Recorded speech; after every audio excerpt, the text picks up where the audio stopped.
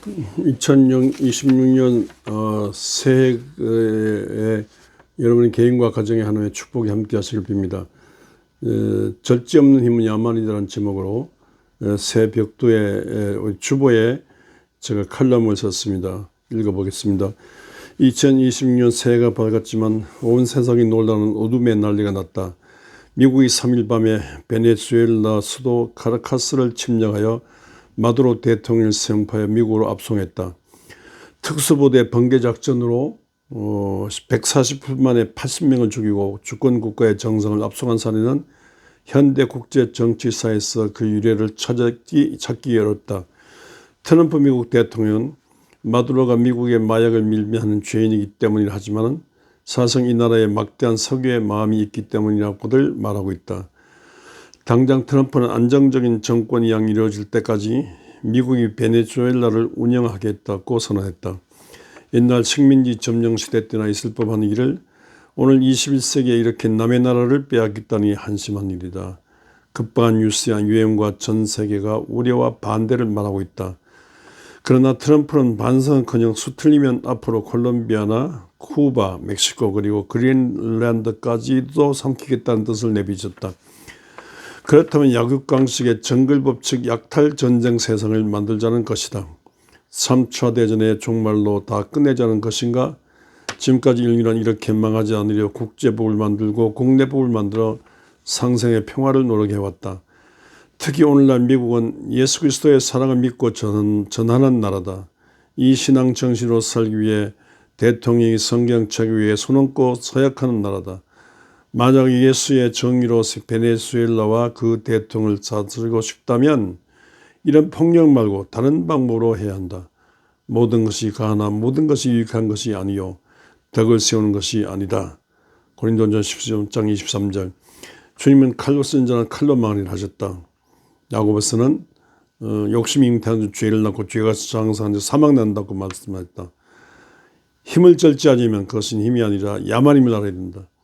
막 때리는 힘이 있다고 해가지고 때리는데 40에 하나간만 때려도 40에 하나간만 매를 때려야지 40 이상 때리면 그건 야만이고 천한 자라고 그래서 성경을 말하고 있다. 이렇게 제가 이 칼럼을 썼습니다.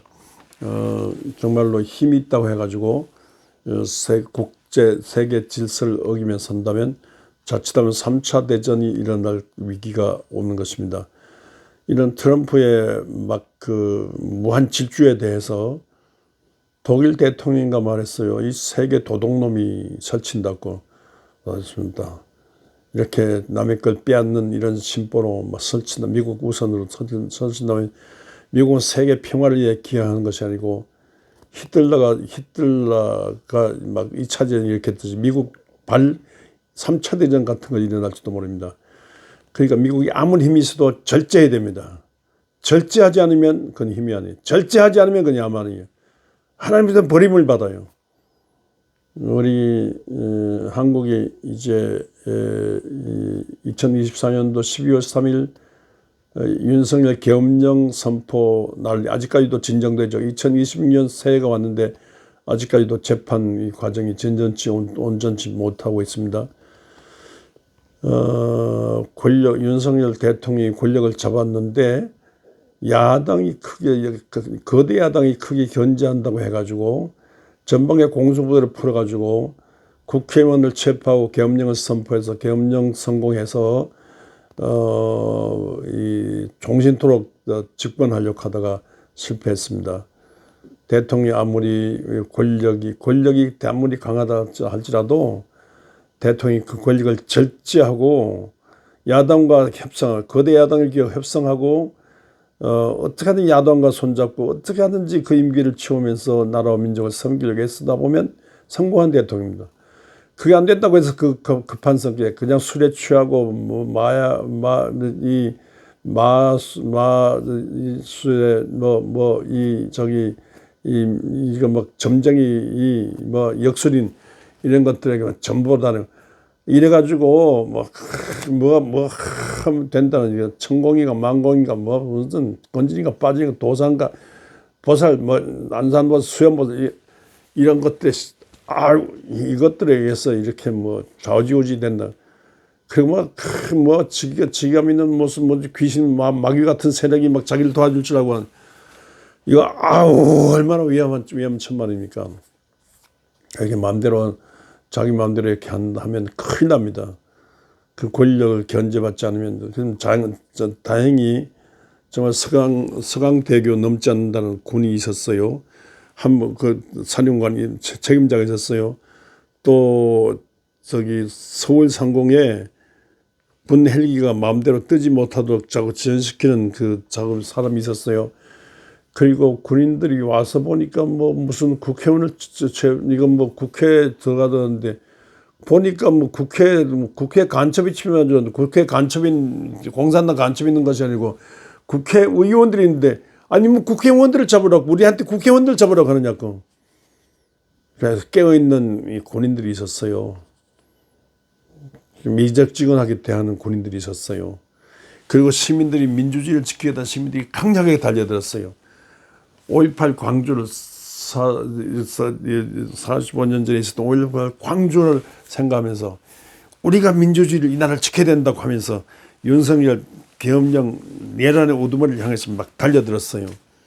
이 군인들이 미적지근하게 대항했어요. 정말 그리고 하늘에 하나님이 도우셨어요.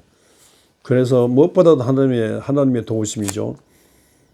그래서 이게 실패했는데 실패해놓고는 이게 실패한 게 아니라 뭐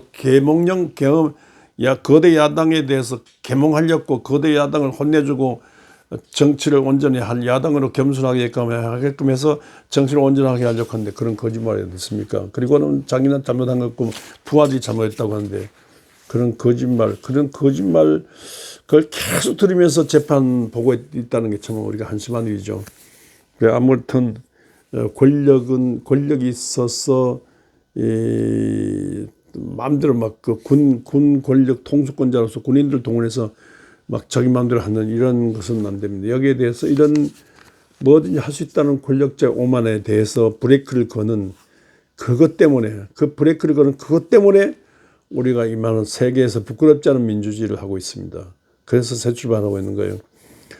이런 것은 교회도 그렇습니다. 오늘날 교회가 140년 한국 기독교를 돌아볼 때 지금까지 하나님의 큰 축복으로 인한 교회가 이 사회 정말로 교회가 이 세상의 소금과 빛이 돼야 되는데 교회가 세상의 빛과 소금이 못 되고 세상의 어두움의 한 측면이 될 경우에 세상 사람들이 걱정을 해요.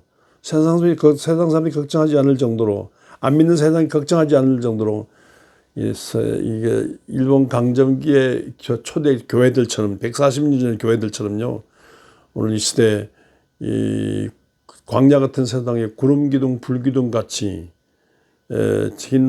풍파 많은 세상에 희망이 등대같이 돼가지고 세상이 교회를 따라가도록 교회를 인도하는 그런 빛이 되어야 되겠습니다.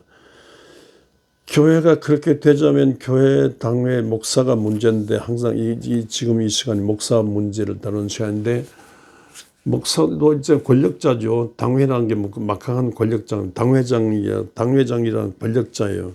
일종의 권력자입니다. 당회장이 되면요 뭐든지 다 마음대로 할 수 있는 정말로 매일 새벽마다 설교합니다.